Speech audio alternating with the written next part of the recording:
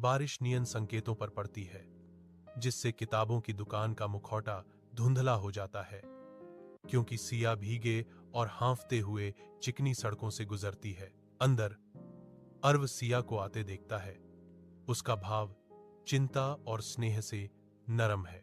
यह बारिश में पढ़ने का सबसे अच्छा तरीका है, अर्व कहते हैं। उनकी आवाज बाहर के तूफान के विपरीत एक गर्मजोशी है। सांस लेते हुए सिया एक कमजोर मुस्कान देती है।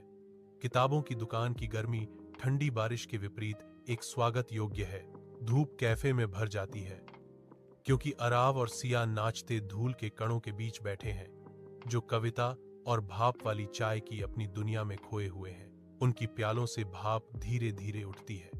एक कोमल नृत्य हवा में प्रत्याशा को दर्शाता है, क्योंकि सिया अपनी कविता साझा करने की तैयारी करती है। सिया की आवाज कोमल लेकिन आत्मविश्वास से भरी शांत जगह को भर देती है, क्योंकि वह पढ़ना शुरू करती है।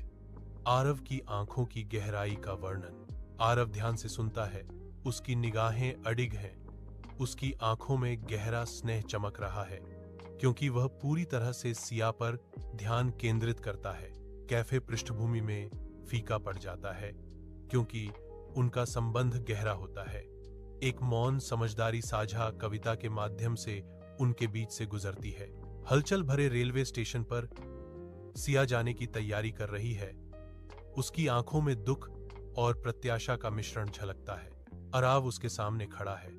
उसका दिल अनकहे शब्दों से भारी है, क्योंकि आंसू उनकी दृष्टि को धुंधला करने लगते हैं। सिया की आवाज कांपती है, क्योंकि वह एक कड़वा अलविदा कहती है।